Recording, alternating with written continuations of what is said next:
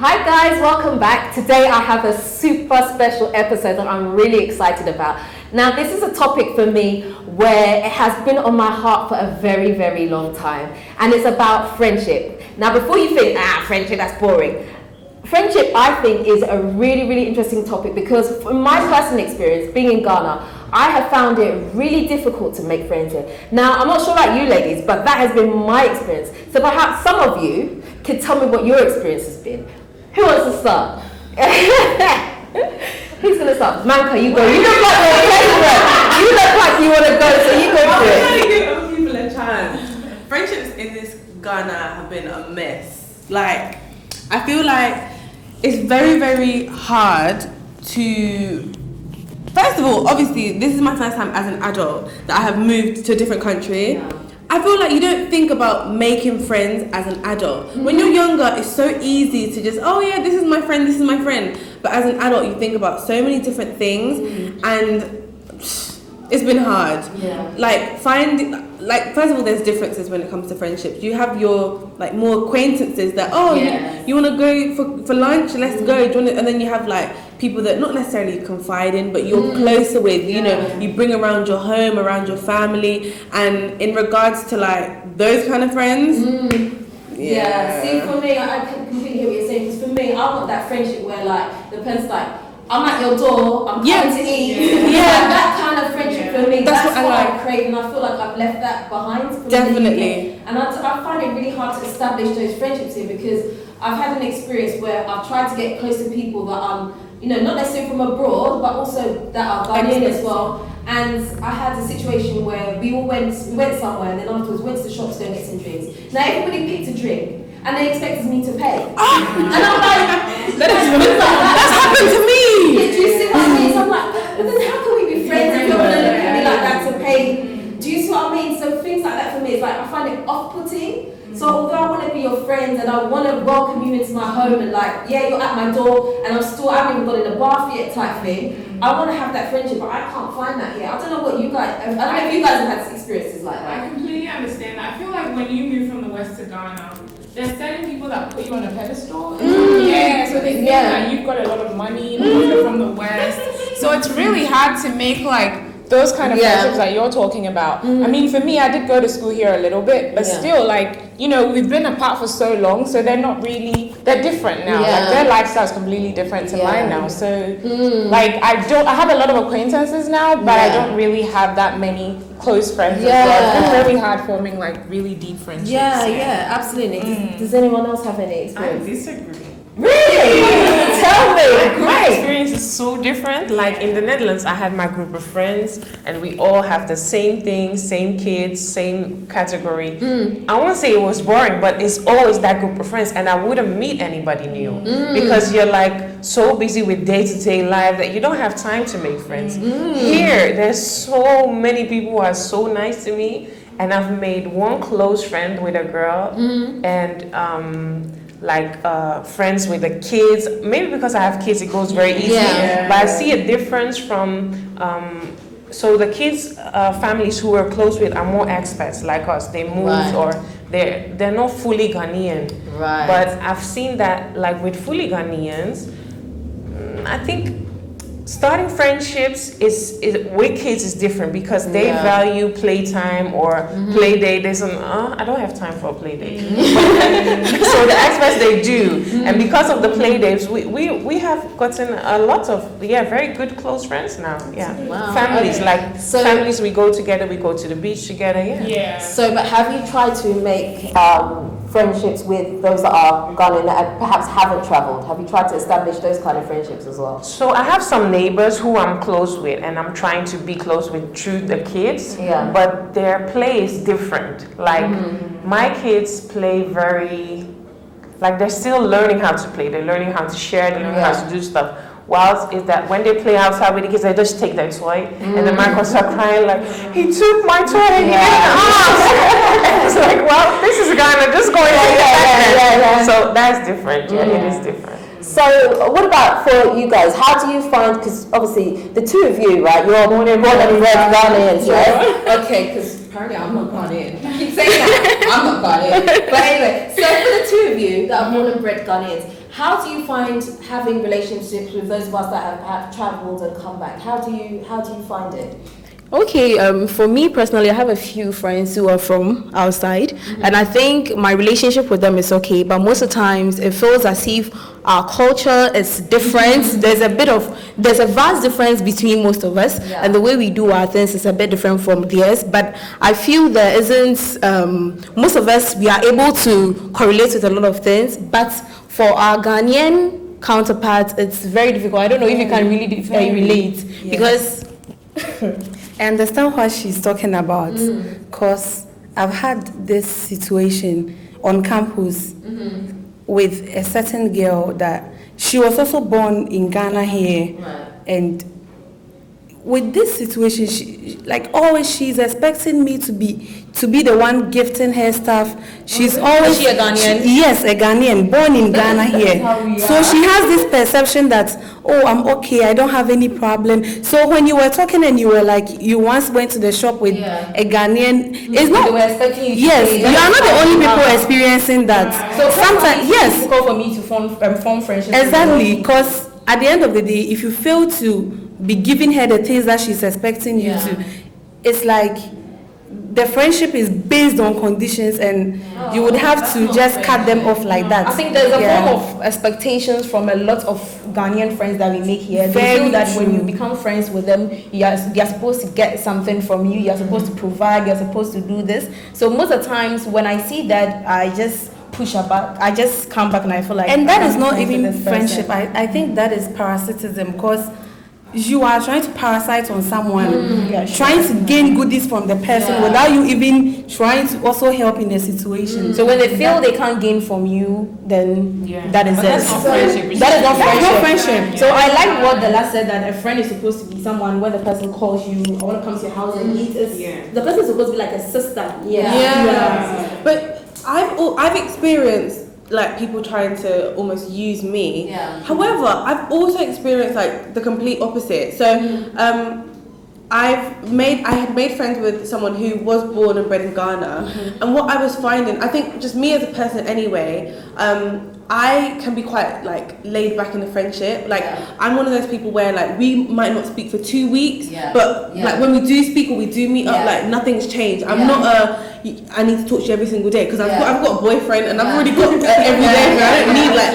So but I had a friend who like it felt as though every single time she was like calling me to like come out, she felt like she had to like spend all this money on me, and oh no you don't pay. And in the beginning, I'm not gonna lie, I liked it. Like she would say let's go out, she's coming to pick me up, then she's paying for drinks, then she's paying for food. I didn't mind. Okay, that's fine. But then after a while, I'm like, okay, no, it's okay, I can pay. Like, and she's like, no. And I'm like, okay, well, if you don't want me to pay for the both of us, like, at least I can pay for myself, because I kind of felt like she thought that if she wasn't, and I don't know if it's because obviously I'm not from Ghana, but I kind of felt like, just obviously she enjoyed my company. She felt like if I don't like give her reason to stick around and stay, then potentially she's not going to want to, be around me. So she was giving me, like, literally everything was for free. Like, she was buying stuff, and it kind of, I was telling my boyfriend, like, whoa, this is a bit much. Like, even, like, sometimes I would try and invite him out, just to kind of even show, like, you know, you don't have to pay for me, he can pay for me. She paid for the both of us. And we were like, no, that is fine. And she literally just push away our money. So again, like, that was like a complete opposite of the friendship, but I was like, whoa, this is a lot. Absolutely. So do you feel like there's cultural differences that kind of separate us sometimes from those that have travelled and those that are in Ghana? Because I remember yesterday, in fact, I was watching there's this show, 90 Day Fiancé, I don't know if you've heard of it, where this Nigerian guy has married this white woman. And they have, like, I was just watching them as they were trying to do their wedding preparations, and she was like, oh, why do I have to submit to you? Whereas the Nigerian culture, the African culture is very much, okay, your wife has to submit to you, and there's certain things, and she was like, oh no, we don't do it like that here. And so there was that cultural difference between them. So do you feel like the same thing is here when it comes to friendships? Do you feel like there's like some sort of thing that cultural thing is like a river in the middle of sometimes feel like we're on the opposite side of it. Do you feel like that's here? I think generally speaking, yes, there's definitely a level of cultural difference, but it's also the age that we're at, when we moved to Ghana. If you went to school in Ghana, you know that was so much easier. Say for Micah and Sophie, it'll be so much easier for them to make friends compared to us, because we're not going to school, we're not doing the 9 to 5 as well, so it's hard to see someone on a daily basis. Like I've had people come up to me and say, hey, you're so pretty, I want to be your friend. But then I'm like, I don't really know what to do with it as well. It's like, it's not only guys, right? It's girls as well. And sometimes it's like, okay, but before you just become friends, you guys have to share some things in common. So it's like, I don't know what to do with. I might like you, you might seem pleasant, but okay, cool, then what? I want to be a friend. I'm like, okay, what now? What's the next? We don't like that. That's not how friendship necessarily works for us. We're like, you find something in common, then you find that you start talking to the person, and then you exchange numbers. I don't think I've ever in my whole life said, oh, I want to be your friend to someone. No, never. I think that is a Ghanaian thing to say. I've never experieed that outside. It's a Ghanaian thing to say. But I just don't really know how to respond. So I say, sure, of course. But then they say, oh, then can I have your number? And that's why I'm like, it's like meet me on Instagram. Especially when it's, oh, you're so pretty. It's like, so that means the friendship is just starting based on official level, and then what? Okay. So I know for the two of you, you spoke about friendships with someone that's also Ghanaian. How do you find making friends with those of us outside? I'm about to my mouth has been doing like this. Okay, personally, I think that those of you who have been outside, lived all your life there, sometimes maybe it's because of my nature, but I feel a little bit shy and I feel a little bit reserved because like you said earlier, there are people in Ghana here. It's not all Ghanaians, but there are some people that when they are closer to people who have lived outside, they are like, oh, this one, he or she is rich. Oh, when I get there, so when I'm getting closer to people who have lived outside, honestly, unless the person opens up for me to be able to, otherwise I'll be reserved. Thinking that the person might. Are you withdrawing? Or do you feel like the person is withdrawing from you? I will start withdrawing. But why? Because I don't know what's going on in the person's mind. For the person to think that, oh, Judith is being nice, always checking up on me. Does that mean that she needs some money? Yes. Most of the time when we are friends, we feel intimidated.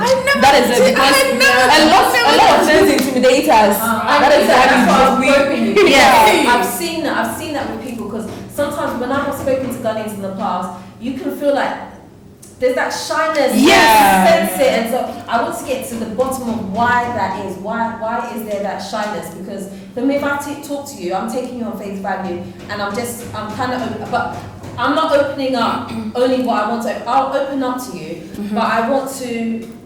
Obviously, I can only let you so far in the beginning because I don't know you yet. But I'm always willing to be open to someone. But I find that there's almost like a wall sometimes when I'm trying to make friends with someone who's Ghanaian. And it's like, I can't get past it because the person does shy away, but I'm not sure why the person is shying away. And so it's very difficult. A cultural thing. I think Ghanaians are very reserved, not too outgoing. They're not spoken, they don't really speak up unless they're spoken to. And kids learn to wait to say something. And I feel like, because I see a huge difference between expat kids, where my kids play with, and Ghanaian kids. My kids are so, like, they're bouncing till when they wake up till they go to sleep. And they speak whatever is on their mind. But I feel like Ghanaian kids, they do not. They are quite reserved about what they say. Like there's not that, I mean, culturally, there's cultural differences, but also just, I feel like in the Western world, like, you're encouraged to express yourself. You're encouraged to say what's on your mind. Like what you want. and how you want it. Definitely, because Yeah. even like just on YouTube, I feel like a lot of us have spoken about things that not everybody speaks about, Yeah. and it's a lot of, oh my gosh, like Yeah. how can you be talking about that? Like Yeah. everybody will know, and it's Yeah. like we're in It's just 2020. normal to us. Yeah, absolutely. So, like, if I wanted, like, say I wanted, like, I mean, I know you, but I don't really know you. So, if I wanted to be your friend, how would we go about that friendship? How does it work? Because I don't know, maybe I see things different. Do you know what I mean? I don't know if, because it's hard, I can see things from my point of view, but I can't see things from your point of view. So how do we break that barrier where you don't feel like, so I don't feel like you're only being friends with me because maybe you think I've got money, and you also don't feel shy of me because I'm just a human being. I'm not more special than you. Do you see what I mean? We all have our insecurities. So how do we get over that? That's the pinpoint. Sorry. Yeah. I think that's the pinpoint. I think Ghanaians always feel somebody's more special than them. Which is crazy. Yeah, no. That's how I feel. Like when you go somewhere in the Netherlands, a waiter or somebody who cleans the toilet or somebody who any job is respected. Yeah. I mean, if I go to a restaurant, I say to the waiter, "Hi, how are you? Good day." But here, then you just don't talk to them. Yeah. So it's like in the culture to look down on people, while in the West that is not the case because. But maybe it's also a financial thing because in the Western world there's minimum wage, Yeah. so you can't look down on a waiter because he earns the same as you. Yeah. So maybe here that's also a point where finances come into play. Yeah. Like, do you guys feel like, obviously not even like as YouTubers, but I'm sure like because we put ourselves out there, you get people that message you and you know, like you said, I want to be your friend. Yeah. So do you ever get the people that message you and you reply and they're like, oh my gosh, you actually replied?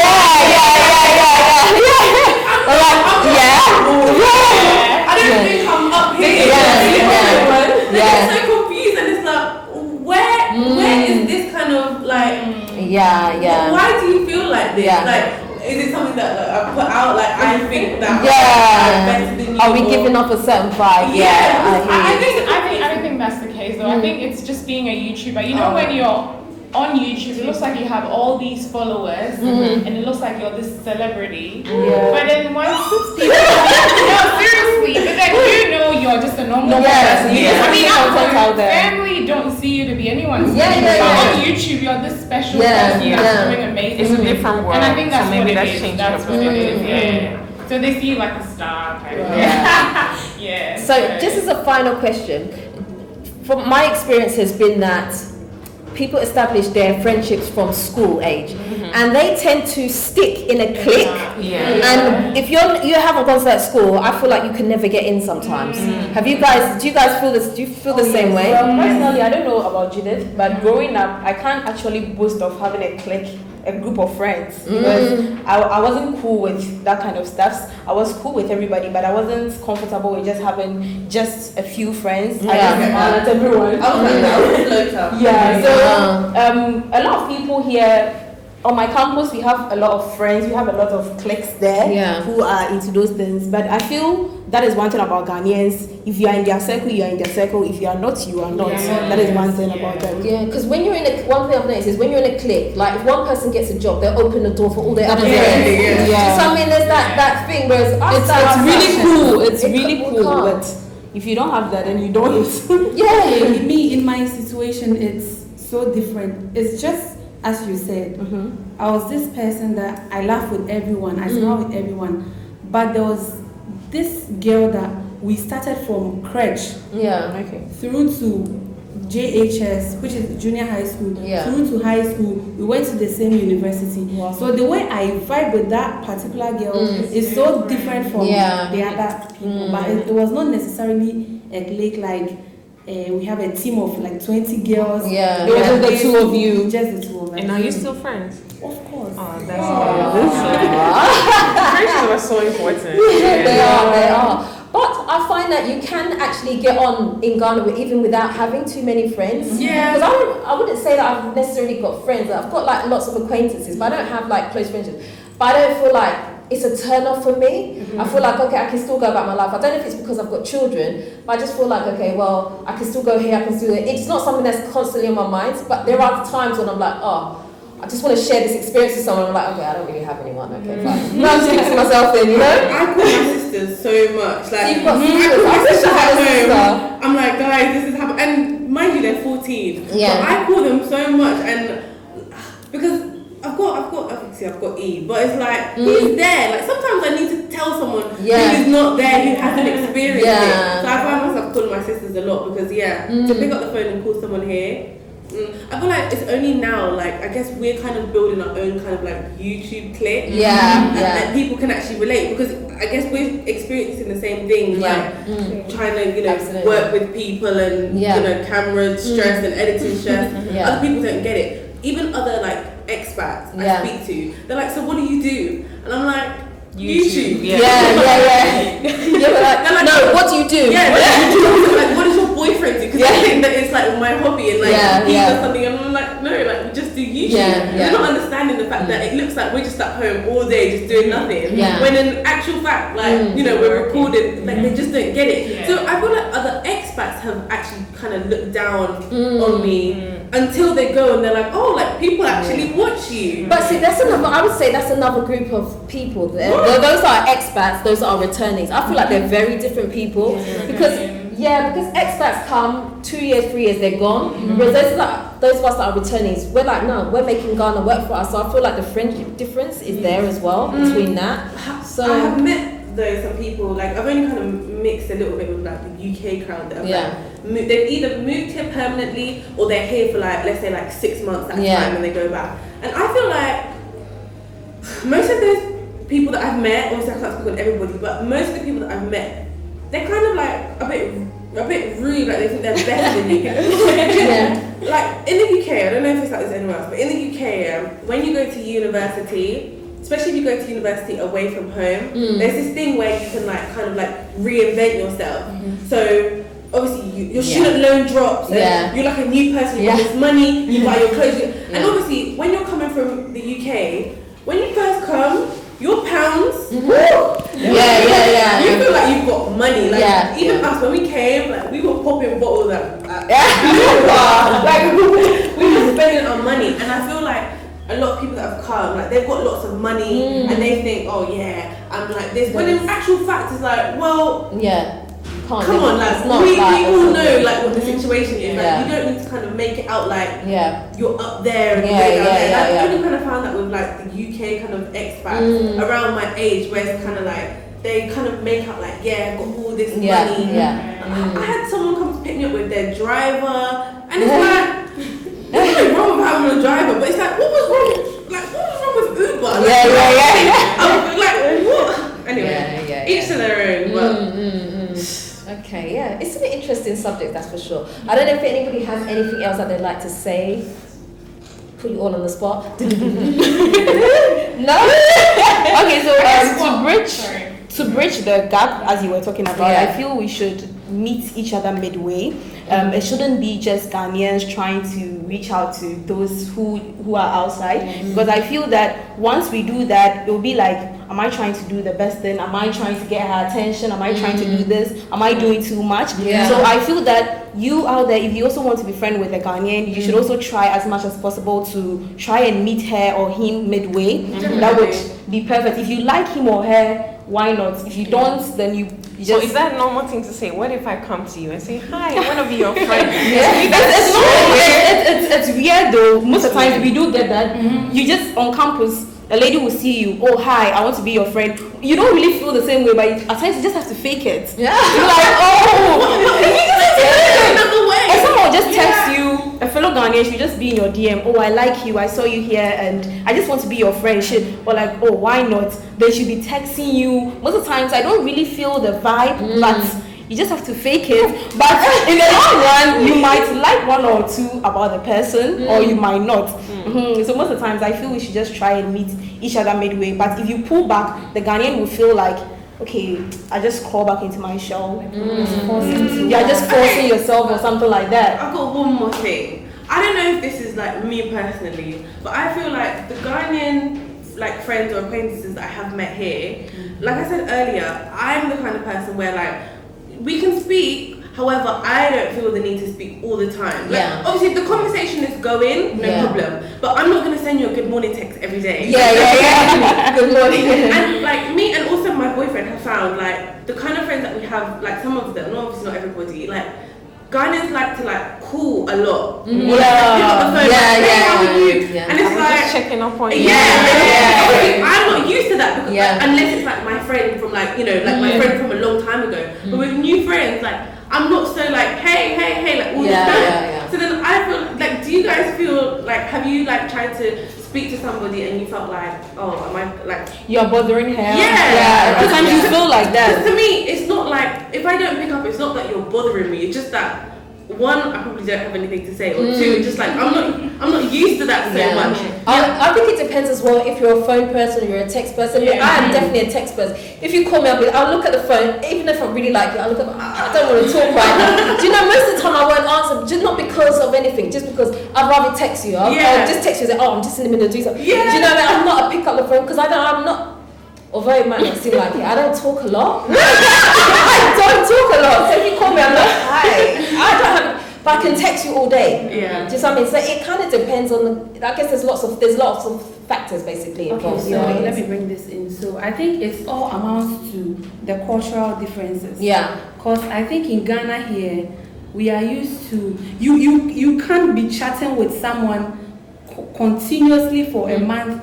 and the person will meet you and say, hey, you don't look for me just because you haven't called me. It's true. I think we should try and relate to how our life is. So sometimes you think, oh, you've tested, let's say I've tested Jasmine, she's fine. But until I am convinced that she's fine, I have to talk with her. Oh, Jasmine, I'll just say hello and all that. So please, we shouldn't misinterpret that gestures and all that. Sure. I think I agree with that. I think we've learned a lot. Yeah. Guys, well, it's been an interesting one. Let me know what you think in the comment section of what has been said. Don't forget, if you haven't subscribed, please subscribe. And all these ladies, we're all YouTubers, so subscribe to every single one. What's your channel? Manka and E Vlogs. And Judith, Serwaa, SJS vlog. The Acheampong family. Jasmine Amma. There you go. So subscribe to all of us. All of us have got very different content, but we're all great. So subscribe to all of us. Guys, until next time, peace. Bye.